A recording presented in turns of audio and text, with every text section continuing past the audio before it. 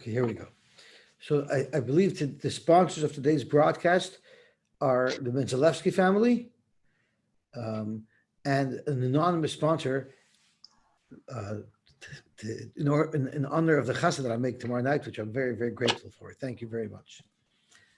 Okay, so to Hillig Gemara. Boy minir abnosim bar Oishia, me Rabbi Yochanan, from Rabbi Yochanan. Misates, when someone's chiseling a stone, mishumai mechayiv. What is the chiyiv? What is the malacha on Shabbos? Achval b'yodei, he showed him with his hand, something like this, mishumaka b'patish. For Gemara, if that's the case, it wouldn't make sense to Lashon Mishnah. V'nant nan hamasates ve'amaka b'patish. They're both items in the same list, which would indicate that they're separate things. So tomorrow, ema hamasates, and what is the malach hamasates? Hamaka b'patish. And the Megillah Shlomo spoke out, which I heard from Rabbi Elephant, that why would the Mishnah do that? Because masates is somewhat it's somewhat an unclear malacha. There are those who learn that it's boin, it's not makah b'patish. So because of that, the Mishnah, the Tana would see the need to clarify what malacha is. Toshma, frek the Gemara kasha. Hakadeach kolshu. If someone drills even a tiny little hole, chayiv, he's going to be chayiv. Bishlam ala Rav, Bishla according to Rav yesterday, who told us that if you make a hole in a chicken coop, that's considered binyan. So it makes sense. Kaman mechsi kaman dechor chorsa levinyana.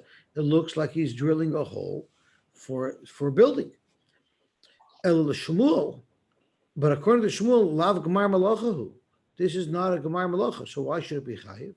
So Gemara hacha b'mayaskinon the baze beramsa the parzah. How did you bore the hole out? With a long peg, the shavke begavei, and you're leaving the peg inserted in the wood to use as a hook to hang something on. The hainu gemar malacha. So this is very interesting over here, because let's look at Rav. Bishlam el Rav, what's the iser of hakadech kolshu? Because it's mechse command the chorsa, which is very unusual. Mechse is normally a term that's used if it's not really a malacha. There are abonin would answer it because it looks like you're doing a malacha. Yet here we're saying hakadech kolshu chayiv, which is the malacha itself. So the lashon of mechse is a little bit unusual. So if we look at Rashi, Bishlam el Rav, the Amri Nekev have a binyan, Hai nami binyan hava kolshu. Now Rashi points out here it's different. But afal pi shim la'enu. Before, when Rav said if you drill a hole in the chicken coop for a ventilation hole, that's considered makah b'patish, so that's considered binyan. Well, there he was leaving the hole, and that was the final act. It's a permanent hole, and the hole remains there. But this hole of kodeach, you're going to fill with something. So maybe it shouldn't be considered binyan, like making the hole in the chicken coop. So Elephant spoke out that could be pshat in the mechse command the chorsa. Since you're not leaving the hole permanently, it looks like it's still not the right lashon, but it at least explains why the Gemara used the word mechse rather than just say chorsa, because in fact this hole is different. This hole you're not leaving open, you're going to be putting a bolt into it, unlike the hole that was cut in the chicken coop. So the Mishnah says when it comes to building, what is the rule? Ze'aklal, kol ha'osim malacha u'malachtoi miskayemes. Anyone who does a malacha, that's going to be sustained. It's going to remain. It's not going to dissolve. That's a malacha that we're being mechayiv you for. Whenever there's a klal brought down, it's always coming to add something to the Mishnah that you wouldn't have named on Pashut. So Kumar lasuye dochak kepiza bekava. The Rashi, if you have goyim godel, so you have a big thick block of wood, haroi lochak by kav, and if it's a big block of wood, so you can technically hollow it out and make it into a keli that can hold a larger shear like a kav. And what he did was chokak shalish lugin. He didn't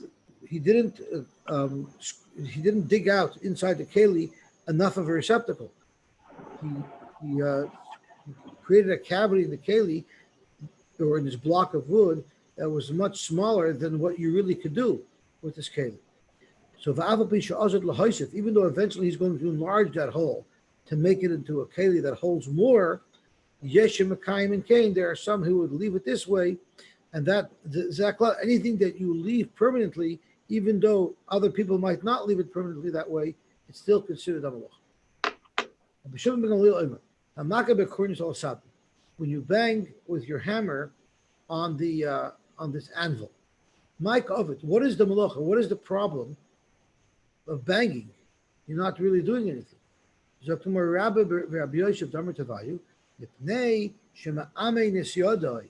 You're actually training yourself. Rashi says, you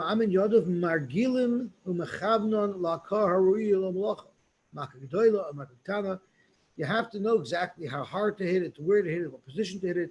So that banging on the anvil is actually training. He's training himself. He's helping himself learn. Zok to Gemara. Kashu b'nei Rachba. The b'nei Rachba had a problem with this. Elamayata, are you suggesting that chaza umnisa b'shabbato v'gamar? If you watch something, you watch a class on how to do a certain trade, and you actually learn, hachanami de mechayiv, are you suggesting that it's chayiv? Avada learning has no chayiv, and this is where we have rayos from the Gabi that shaila. So let's we'll go back.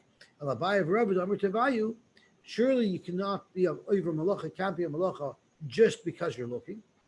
Shekain, Naradide Tase Mishkan, they used to plate things in the Mishkan with gold. The crushing were plated with gold. So they had to take gold blocks and hammer them down till they were thin, not too thin, just the right thickness.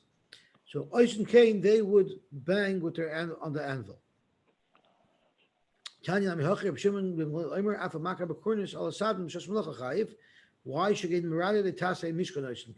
did they do it? Why would they're banging to try to flatten out this piece of gold? Why would they just bang on the anvil? For what reason? So Rashi tells us it's lahachlik akornis. Sometimes when you're banging the whole time with this hammer, the hammer will get little pieces in it. It will become unsmooth, and that'll ruin the plate that you're trying to thin out. Shlo yif katas. If I have a hammer that has a sharp edge, or there's a problem with it, it'll ruin the product that I'm working on. So if every couple of hits, if I hit the anvil, it would smooth it out, and that's why this makabah patash is hitting the anvil is also because it's making the better. So the Gemara said pretty clearly that watching a malacha being done to learn how it's done is for sure not a problem on Shabbos. So he said an interesting story. There was a posek by the name of the Chelkas Yaakov, who was a posek in Switzerland, and the kids used to have to go to school on Shabbos in those days. I remember my father told me when they lived in Romania, they had a Talmud Torah in the afternoon, but they had to go to a Goyish school, and they used to have to go on Shabbos, and they wouldn't write. I think I remember my father telling me that. They wouldn't write, and if there was a test, they had to flunk it because they weren't allowed to write on Shabbos. So they asked the Chelkas Yaakov, are these children allowed to go to school? So he quoted from the Magen Avram in Sivan Shin Mem Sefkotten Ches. Magen Avram says that you're actually allowed to learn an omnis on Shabbos. You're allowed to go to school, and the Machzas HaShekel brings a raya from our Gemara. The Machzas HaShekel says that the Makor of the Magen Avram that you're allowed to go to school on Shabbos is our Gemara. And he says the Shulchan Arav also brings down the same halacha that you're allowed to do it. The Mishabur says also you're allowed to do it, but you shouldn't do it on a steady basis. Once in a while, it will be allowed. But the kfis, you should not be going to school on Shabbos. Now the shaila is, why isn't going to school on Shabbos called mamtzeh chefzecha? You're not supposed to be busy with your own needs. So they learn, the Machzas HaShekel learns, the Magen Avram learns, the Shulchan Arav learns that it's not called mamtzeh chefzecha. Learning our parnasa is not called doing for yourself. It's called chefzeh shemayim, because since it's a mitzvah to get a parnasa, I'm here in Lakewood saying this. I had better keep my voice down. Since it's a mitzvah to get a parnasa, it's not called Mamsach Heftzcha. It's 100% mutter. Although the Sha'ar Mitzvah B'Halacha is more machmer, and he says you wouldn't be allowed to go to school on Shabbos. But it seems like many places can hold you're allowed to go to school, and it's not called Mamsach Heftzcha. Incidentally, where I'm broadcasting from is I couldn't in my children's homes start broadcasting loud at 6:00 in the morning. So my son-in-law works for a company called ID Tech. It's an IT company in Lakewood, and they allowed me to use their conference room. So I have to thank them as well. Speaking about parnasa, so there are people in Lakewood who make parnasa. So it's not so dangerous to mention that word over here. And besides, my fourth daughter's getting married tomorrow night, so I'm good to go for now. My next daughter's not coming up for that 4 or 5 years. By then maybe they'll forget these comments. And I'm sure nobody in Lakewood would ever use the internet to watch the YouTube video, so we should be safe. So his criteria is because it's a mitzvah? Just because it's a mitzvah, therefore you can be Mechal Shabbos? It's not Chilul Shabbos. You're just watching a class. Why would that be Chilul Shabbos? The only reason why it would be Chilul Shabbos is because it would be called Mamsach Heftzcha. Since it's a mitzvah, it's not a problem. What happened to the concept of Shabbosdik? That's not a derisa. Yeah. So that's how we fear zech, but it's not I don't even know if that's a derabanan. In other words, it wouldn't be mutter to be over derabanan. It's not called Mamsach Heftzcha. It's Heftzah Shemayim. Shabbosdik is something that we take upon ourselves. I think it's not. I don't think it's you're allowed to play ball, for instance, probably, right? As long as you don't go over a tchum, but it's not Shabbosdik, so we don't do it.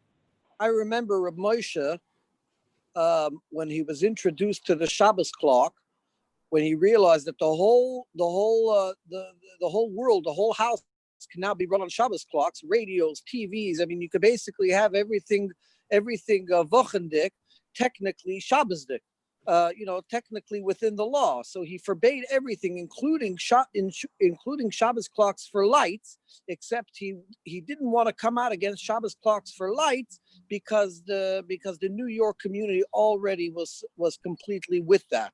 However, everything else he did not allow, including where that shaila came up? Air conditioning. You know where that shaila came up? Go ahead. With air conditioning. It came up because there was a caterer who was serving fresh scrambled eggs on Shabbos.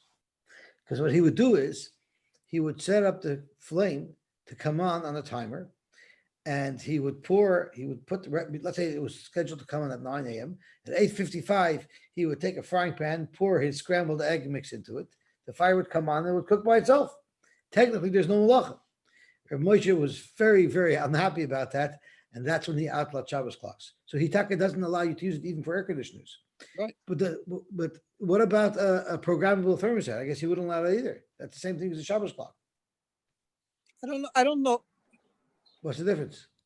You know what? I really don't know. I don't go into the mind of Rav Moshe. I can't do that. Moshe was very much one of these things. But what I'm trying to bring out with this is that Rav Moshe would paskin on the idea of Shabbosdik. Yeah, he held it was very improper. But so there's a difference between improper and usher. So he's probably telling us how to fear zech rather than the strict halacha. Yeah, he doesn't want us to circumvent Shabbos, because technically with electronics we can almost not make a distinction between Shabbos and not Shabbos. Okay, so let's see the Heilige Gemara weiter. Zok the Heilige Mishnah. Hachoyrish kolshehu. If someone does plowing, he plows a mashahu, or hamanachesh, he takes weeds out, which are a tolda of choyrish. V'amakarsim, v'amizarid, those are both pruning. Makarsim is pruning dead branches. Mizarid is pruning live branches that will also impact the growth, the health of the tree. Kolshu chayiv. Hamalaket eitzim. What if someone is gathering wood? Im l'saking, if he's doing it because it's going to improve the land, meaning he's not just gathering, he's gathering wood that's growing, so he cuts it. So then by cutting it, it helps the rest of the things grow well. Then kolshin, even the mashu has that impact. But im lahesik, if the reason why he was cutting this wood was he wanted to use it as fuel for fire, then it goes back to the same shir we learned earlier. It's kedei levashel beitzo kala.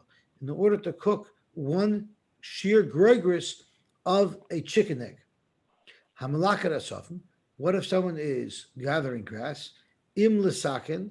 Again, if it's to improve the karka, then kolshu, even the mashul, because it's like harisha. But in l'behema, if he's picking these grass to feed to an animal, then it's kamali piagdi. Because we learned if it's meichel it's kashir gregris, and if it's going to be eaten by a gdi, it would have to be enough to fill the mouth of a gdi. Lemai chazi. What if it says a chorish kolshu? You make one little tiny hole in land, it's considered a melacha deraisa. What can you do with it? So chazi lebizra dekara. He could plant one seed of a pumpkin in it. The kavasa gabe mishkan shekein roy lekelach echad shel samanim. In the mishkan, they would have been able to plant one seed of the samanim, which again seems to indicate that there must have been nisim going on in the midbar, which we know there were, but they were able to actually plant it there. Okay, so let's see what Rashi is, because Rashi has a very important kasha. Rashi asks as follows: Lebizur dekar lezrei b'seicha nima shel talas, one seed. Frekt Rashi abom kasha. V'alvagav the sheninu we just learned. When there's a shaila of how many seeds you have to carry in order for it to be a malacha deraisa, we learned dalum shnayim. If it's a gourd, it needs to be at least 2 seeds. Shein adam tereach b'nima achas. A person would not bother himself to carry out less than 2 seeds to plant. So if that's the case, why is plowing only one hole going to create a iser? So Rashi hanim mili haitzah. By haitzah, the chimapik tarti mapik kiadodi. When you carry seeds out, nobody will carry out 1 seed at a time. People will always carry out a minimum of 2 seeds. She'enei zereya achas levada, because you're not going to plant one at a time. Avalin charisha, as far as plowing, called guma v'guma ba'panaf shavidla. A person would plow one at a time, and each hole that he plows, that he prepares for a seed, is a davar chashav, and therefore even one hole is going to be a malacha derais.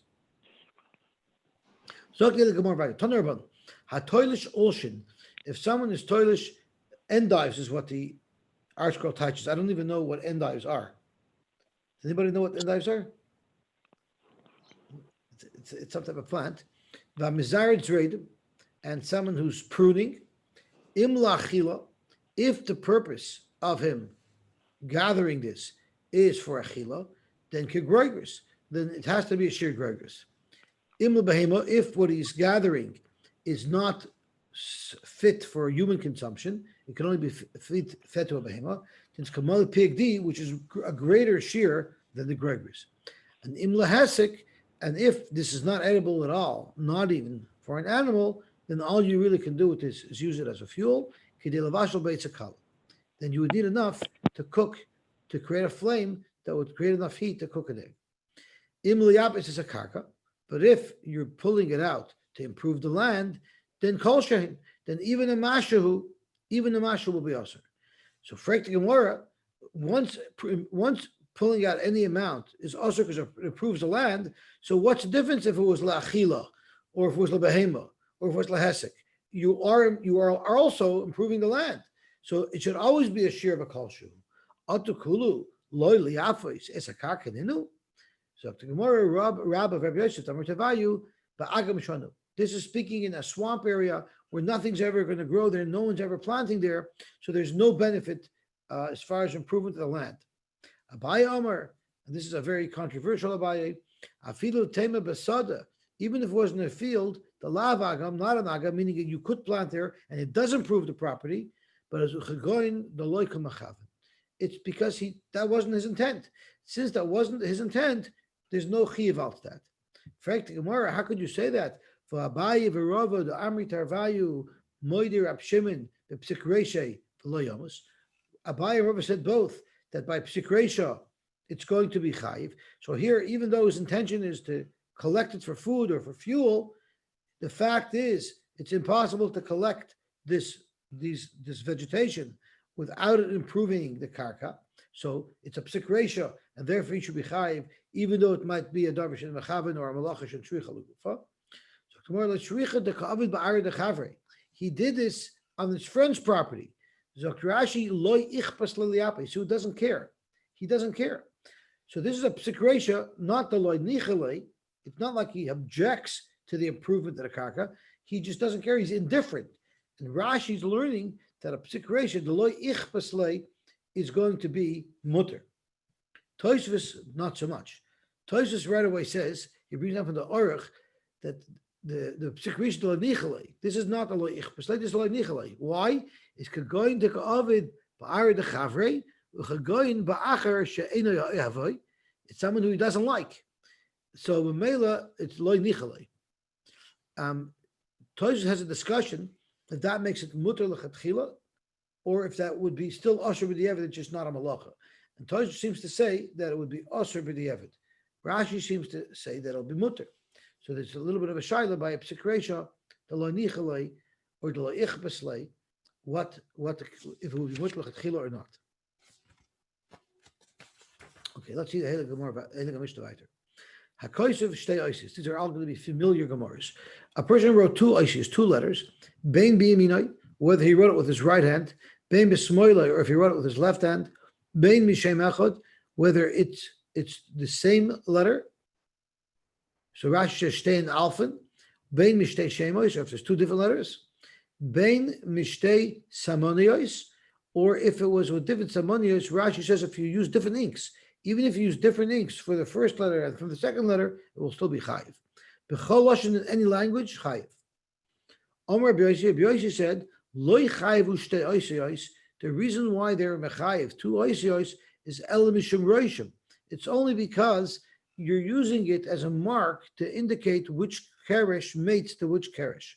Shekach koisvin al kereshe mishkan leda eze ben zugay, to know which panel connects to the following panel. So v'asher b'yosel neighbors of Rashi, ta'afilu like kotzav el reshem shnei rishimos ba'amal l'sam chayiv. Even if it's not a letter, even if you're making two notations, arrows or whatever it is, to indicate something like the position of the kroshim, that's enough. It doesn't even have to be a letter. Amar B'Yehuda matinu shem katoin mishem gadol. We find that even if you write a small name out of a big name, it's going to be chayiv, like Shem from Shimon or from Shmuel. So if you're planning to write Shimon and you just wrote the first two letters, the Shin and the Mem, you'd be chayiv. Noyach minachar, don midanil, god migadil. And Rashi tells it that ha'asal hashamin Rabbi Yehuda, the afagav sh'lenigmer malach shenischaven. Even though what I set out to do was to write the full name Shimon, I have not yet completed. Because of mikzas, I only wrote part of that name. But that those two letters could be an independent word, even though it's not the word that you're intending to write. Nevertheless, you're chayiv. That's the chiddush of Rabbi Yehuda. Zok Gemara. Bishlam ayamin l'chayiv. I understand why the Mishnah says that if you write a letter with your right hand, you're going to be chayiv, because that's the right way to do it. Ela smoil amai. Why are you chayiv if you write with your left hand? That's not the normal way to write. We're talking about a lefty. So then it flips the kasha around. His right hand should be, his left hand should be like everyone else's right hand. And then so it's still shver. Who's chayiv both for his right hand and for his left hand? The Mishnah is referring to somebody who's ambidextrous. He could use both hands equally. So therefore, no matter which hand he writes with, he's going to be chayiv. Rabbi Yaakov, who's the edicle of Yaakov, So his mother was the daughter of Yaakov. Amar, he said, Hamani Rabbi Yossi. This might be going according to Rabbi Yossi, the beginning of the Mishnah.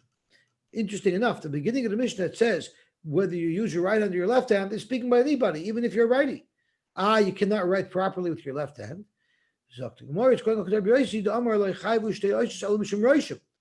Just to make a mark, that people will write with their left hand. A proper word, no one's going to write with their left hand. But just to make a mark, people would do with their left hand. And therefore it's going to be usher. In the ratio, it's speaking about a ratio.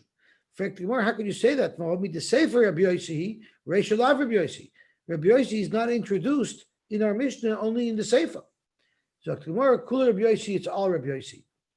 And relevant spoke out, it could be that one Tana wrote the Mishnah, not knowing that it was Rabbi Yossi, and then another Tana came along later, so when the Mishnah was originally written, they didn't know it was Rabbi Yossi, and another Tana came along later and added to the Mishnah that this was Rabbi Yossi. Yosy. Yes.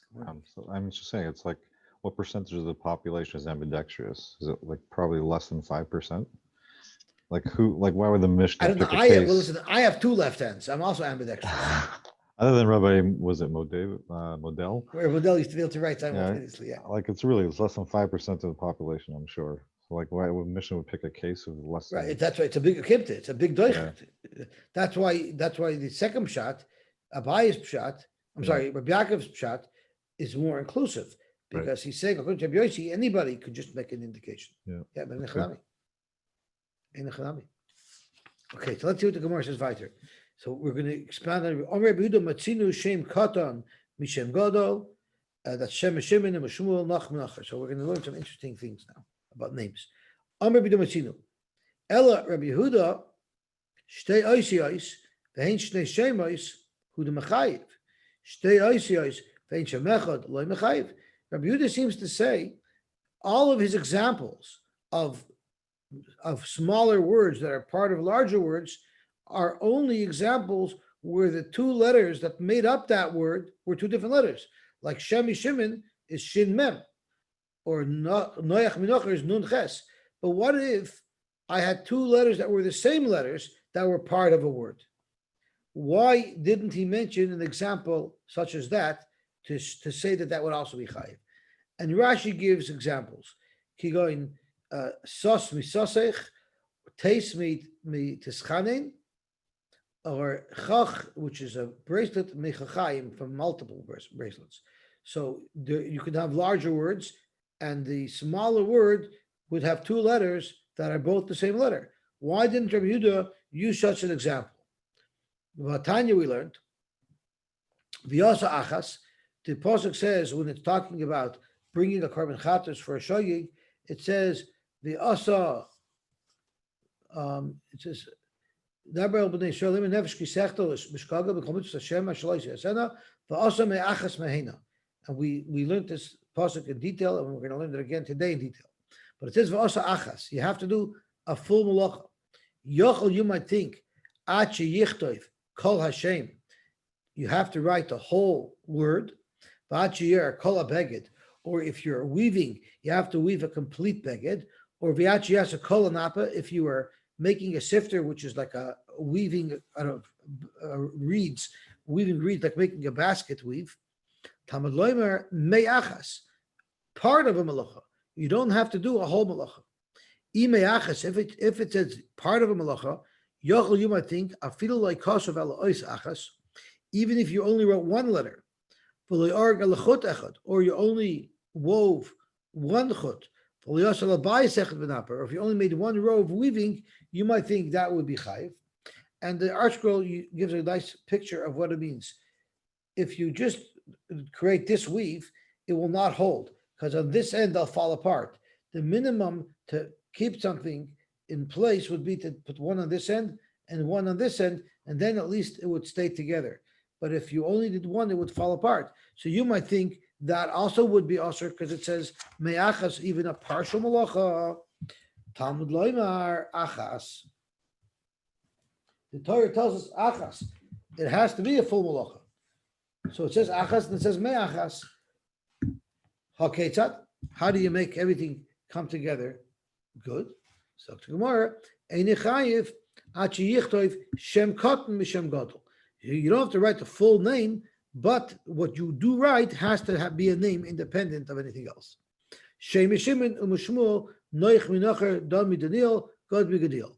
Rabbi Yehuda Omer afilu lekosov el shtei oisiyos vein shem echad. Even if you wrote two letters and they're both the same letters, chayiv, that would also be chayiv. Going sheish, teis, ror, gag, chach. And Rashi, I believe, tells us what they're part of. Sheish mishashbazer or misazech sheshamim, teis with this row, titnu. Let's see where he brings it down. He doesn't bring down all the words, but chach we said it was from chachayim, from bracelets. I'm not sure what the roar and the gag is, but they're all words that could be larger words that have these two letters in them. Amar Rabbi Yosy said, so the kasha that the Gemara is going to ask, we're quoting a long brisa. The kasha that the Gemara is going to ask is, in our Mishnah, Rabbi Yehuda said, as examples, he only used when the two letters that you wrote were two different letters, which would indicate that if the two letters you wrote were the same letters, it might not be chayiv. Yet here in the brisa, Rabbi Yehuda says very explicitly that even two letters that are the same letters would also be a malacha. So we'll get back to Rabbi Yehuda later. Now the Gemara is quoting the rest of the brisa. Amar Rabbi Yosy, v'chimi shum kosev uchayiv. Are you chayiv because you're writing a name, you're writing a letter, you're writing a word? V'haloi einoi chayiv ela mishum roishim. The chayiv is only here because you're making a mark. Shekin roishim al karshe mishkan leda ezoi hu ben zoigai, to know which is the next panel. Lefichach, therefore, you don't even need to write a letter. Sarat sarita achas al shnei nesarin. If you make a line across from one board to the next board, so that you'll see how to align things. Oishtei saritos al neser echad, or two marks on one board. Chayiv, Rabbi Yosy holds that's enough to be mechayiv you for ksiva.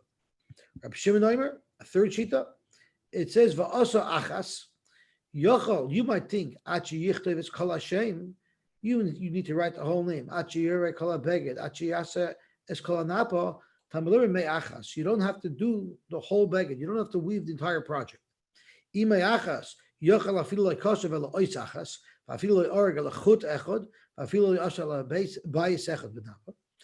think even if you didn't even do a malacha that will be sustained, it's a malacha that'll fall apart because all of these initial processes of the weaving will not be able to be sustained like we saw in the picture earlier. You have to do something that will have a kiyum.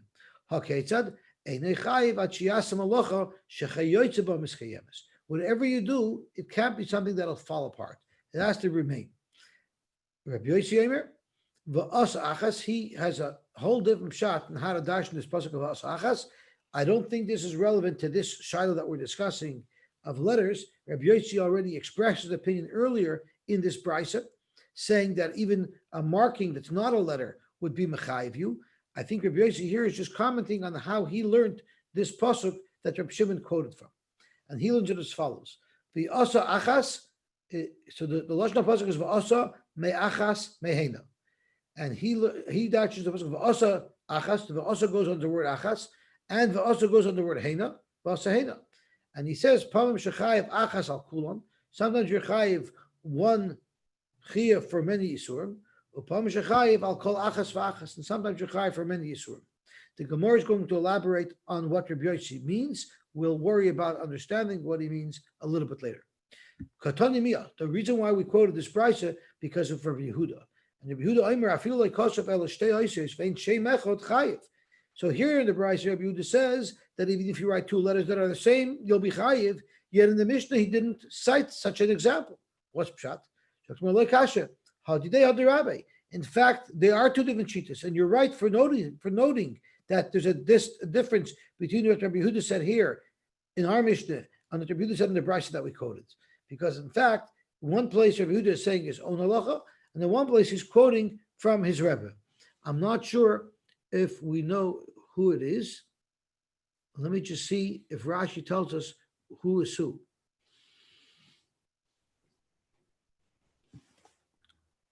He does not say. So I don't know who is Rabbi Yehuda and who's his Rebbe, because in either case, the brisa just quotes Rabbi Yehuda. So one must be Rabbi Yehuda's Rebbe. Yosy, Yes?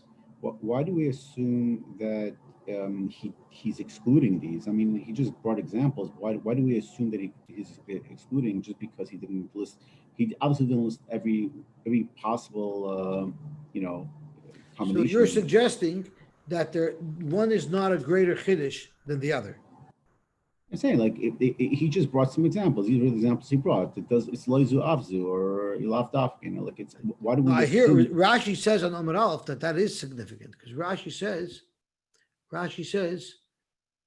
"Midaloi nakat Rabbi Yehuda chad mehanach." Since he didn't cite such an example, it seems like those examples wouldn't be good. And in fact, in other cases, he does quote such examples.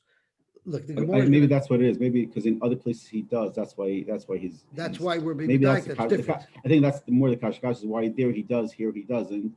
Versus, if he just said in one place, we would like. It's not clear for one place that he's excluding those. But if he's. But if you see other places where he quoted them, you would ask why he quoted them here and not there. Right. Here. Okay. Got it. I'm asking. Thank you very much. That's a very good shmak svara. So now we know who his Rebbe is. The Tanya Rabbi Yehuda, Aimer Mishum Rabbi Gamliel. So Rabbi Yehuda was a Talmud of Rabbi Gamliel, and Rabbi Gamliel says, "I feel like kosher ala beis yoyos. Vein shem echad chayiv. Going sos tos ror kach chach." So what you see from here is that our Mishnah is Rabbi Yehuda's own shita, where it has to be two different letters.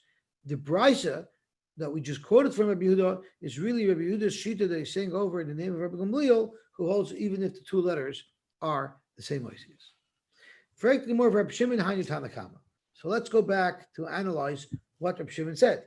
Rabbi Shimon said that if you write, you don't have to write the whole word, but you have to write a small word. So therefore, he says if you wrote two Yosys from a big name, that would be chayiv. Well, that's exactly what the Tanakama said.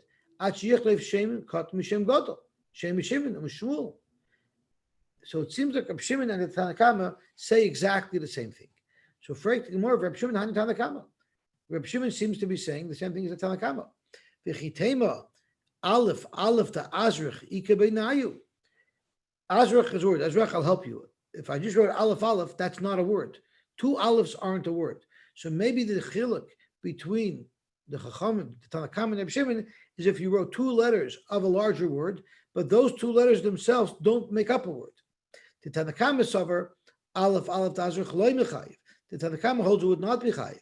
Rabbi Shimon sover and Rabbi Shimon holds even the isay bigel ture be'alma, since even though it's not a word, but in Kemeis they sometimes write two aleph. I'm not a baki in Kemeis, but in Kemeis they write two aleph, so that's also considered writing chayiv. There Rabbi Shimon would hold that it's chayiv. Zog to Gemara, remember Rabbi Shimon l'chumr. That means you're saying that Rabbi Shimon's machmer, because Rabbi Shimon is saying that the Tanakama says two alephs would not make you chayiv. Rabbi Shimon holds two alephs would make you chayiv. Meaning Rabbi Shimon is going to be machmer. Vatanya, we find a brayso that holds Rabbi Shimon's mekel, because it says Agudah kol shehu chayiv. If someone drills a small hole, he's chayiv. Hamagar kol shehu, if you scrape a hide, even a mashu, you'll be chayiv. Hamabed kol shehu, if you are ma'abed, meaning you prepared leather, even a mashu, you're chayiv. And of course, kol shehu, Rashi tells us, doesn't mean really kol shehu. It means the size of a piece of leather that you can make a kameh out of, which is what the Mishnah taught us earlier, is the minimum share of leather. Or hatzor b'chli tzur kolshu, or let's say you're planning to make a beautiful pattern on a keli. Sometimes we have silver kalim that have little designs scraped into them, and you only completed part of the design. So in all these cases, you were planning to do a bigger amount, but in this session, you only did a little bit. So the halacha is it's chayiv according to the Tanakama. But Rabbi Shimon Omer, if you're planning to drill a hole, you have to drill through the entire medium, through and through. If you leave a malacha in the middle, half done, that would not count. So again, Rashi explains to us the machloikas is avada. If that's all I set out to do, everybody agrees that's the minimum malacha and I'm chayiv. This price here is discussing where I plan to do a design around the whole kois. And in this session, I only did a little bit. So Reb Shimon holds you not chayiv until you complete the full scope of what you were set out to do.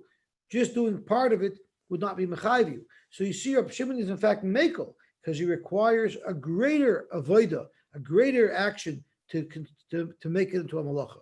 Yet he holds 2 olives is going to be chayiv, which is a chomer.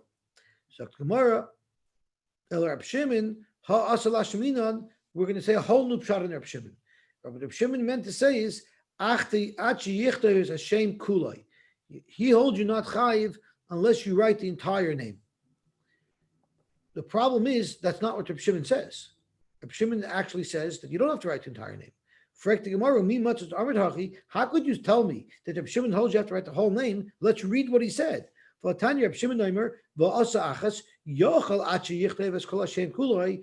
had a havamina that you have to write the whole name. So clearly he's saying you don't have to write the whole name. So how could you tell me Pshat and Reb Shimon is what he doesn't say? So tomorrow tritzvei mahachi. Yochel achi yichlev is a pasuk kuloi.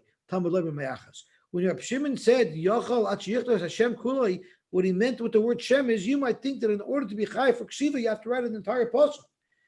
Kamash Malon, that I only have to write a whole word. But in fact, Reb Shimon holds that you have to write a whole word. Rabbi Yosy Emer, so this is the Rabbi Yosy that was really very cryptic. Now the Gemara is going to elaborate on Rabbi Yosy, and we actually learned this whole Gemara before.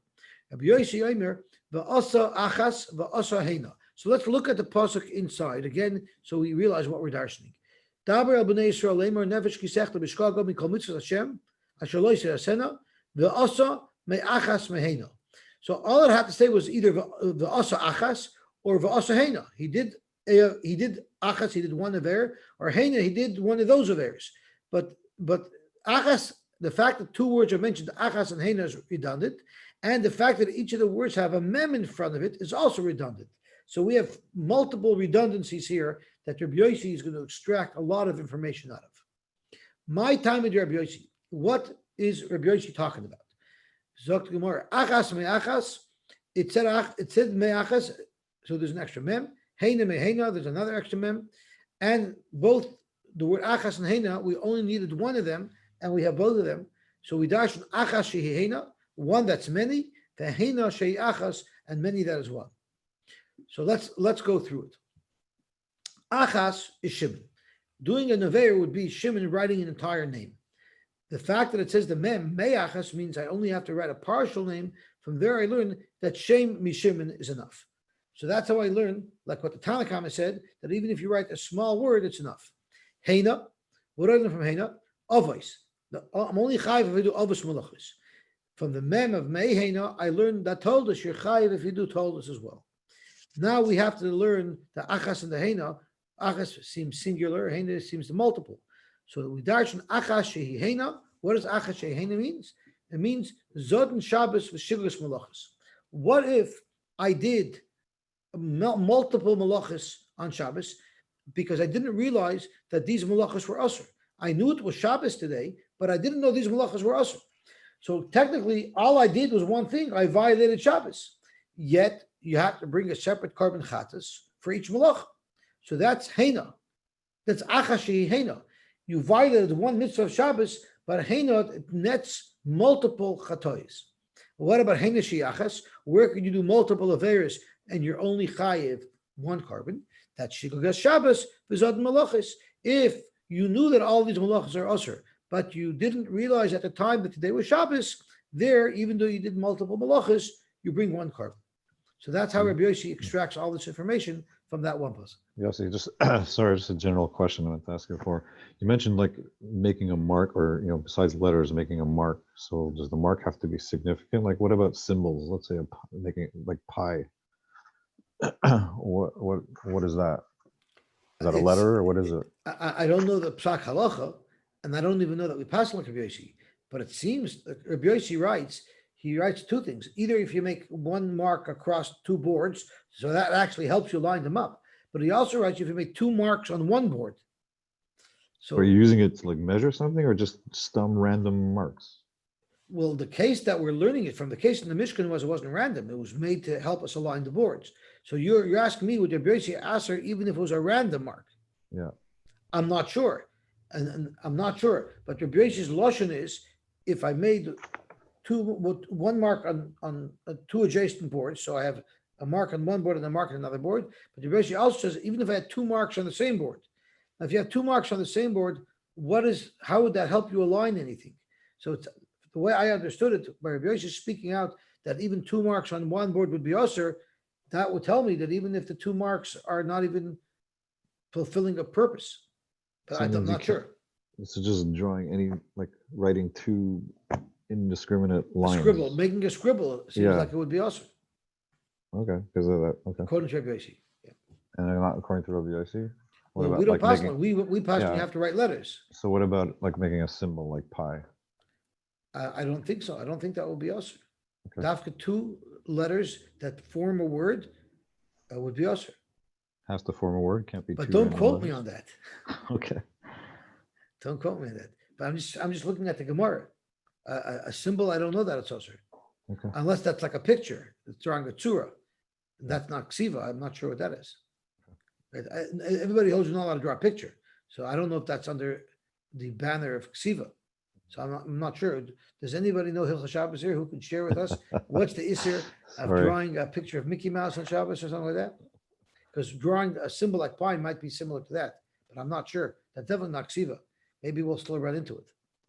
Telling Okay. the Chinese character is not Right, ksiva. that's what I They was- can write man- Well, now you're being a racist. Well, I don't know why you What, picked did you- Mickey did you Mouse. have a Havamina I wasn't? Chai, you want to know why I picked Mickey Mouse? I picked Mickey Mouse because I know how to draw Goofy.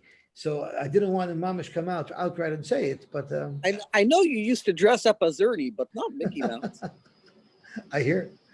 Okay. Yeah. Zog, I meant Mendel the mouse. Zog Gemor weiter. Omer Rabbi Yehuda. Motzinu Shem Kot Mishem Gadol.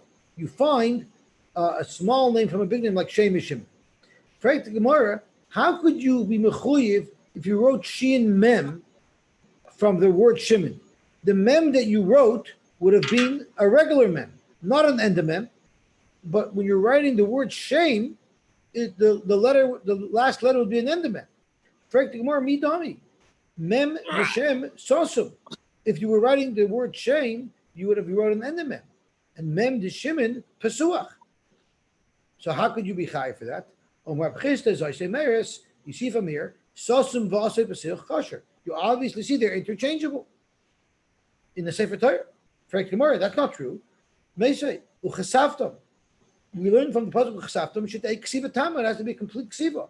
Shelo yichlev alf and ayin. You shouldn't write an aleph instead of an ayin, or an ayin instead of an aleph. So you shouldn't write your aleph as an ayin or ayin as alpha, or you shouldn't write your beis as a chaf, or your chafin as a beis, or your gimels gam and tzaddik. You shouldn't make your gimels as a tzaddik, or tzaddik as a gimel, or dalson ration dalson. You shouldn't interchange a dollar and a resh. Hey and chesen hey, vavin yudin vavin, zayin nunin zayin, tesin peifin tesin.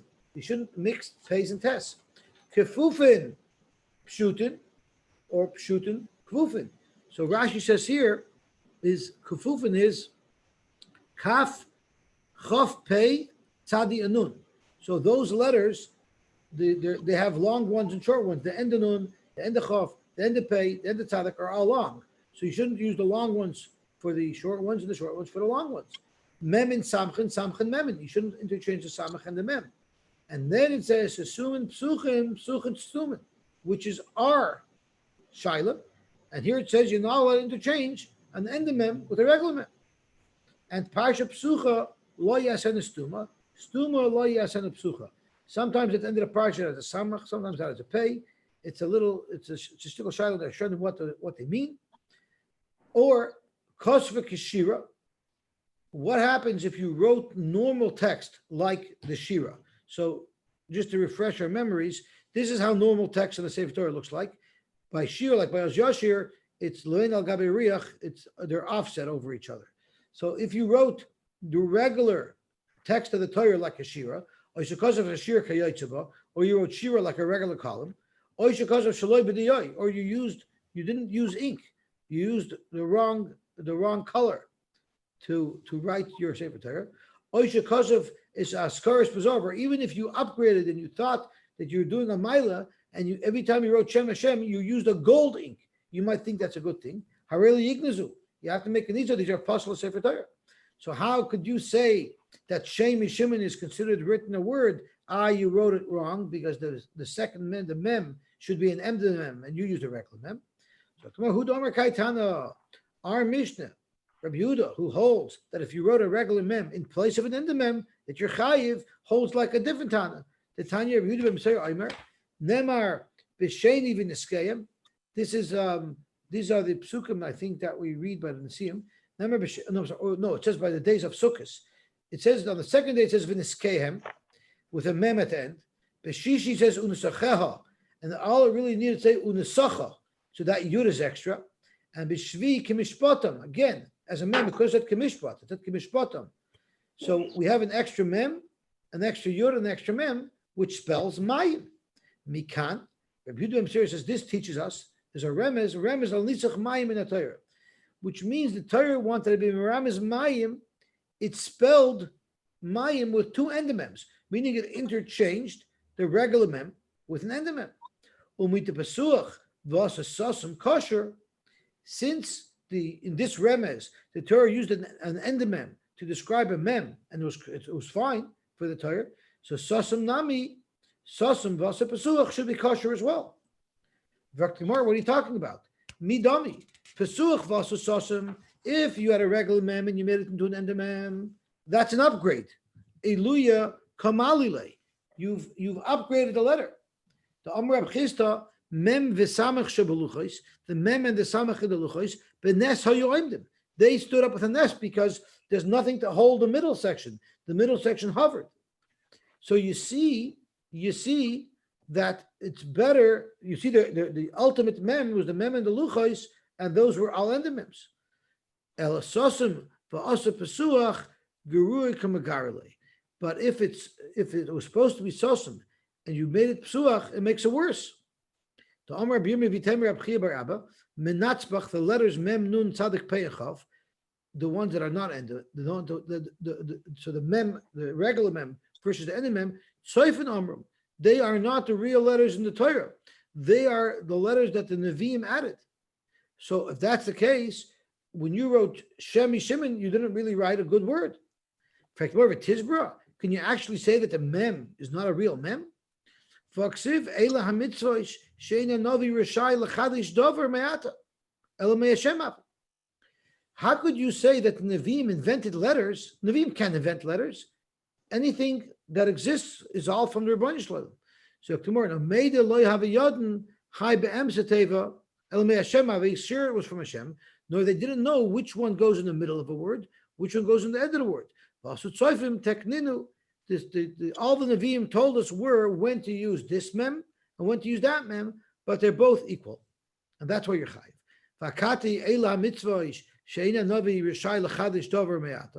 A Navi shouldn't have a right to be mechadish anything. So how could a Navi even tell us which letter belongs where?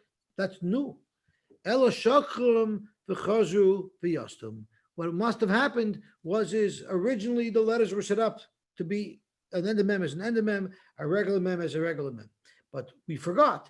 So all the Nevi'im did was they told us what was originally the case.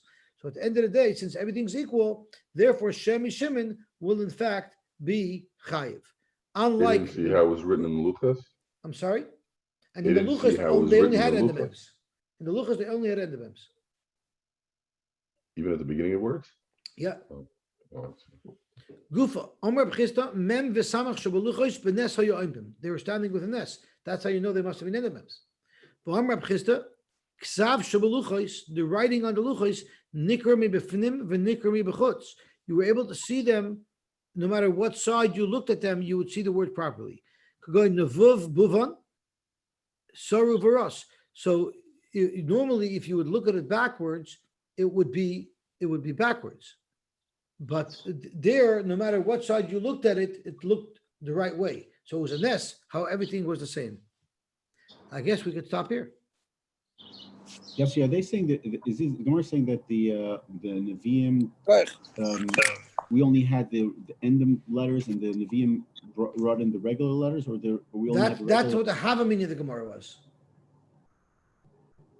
I remember learning this Gemara that the Nevi'im brought in the endem letters. I'm a little confused here. Unless I'm mixing up something. Let's see. The Let's see the Nevi'im brought in Gemara. the, huh? I mean, the Gemara seems to be saying that Nevi'im brought. Let's have a look.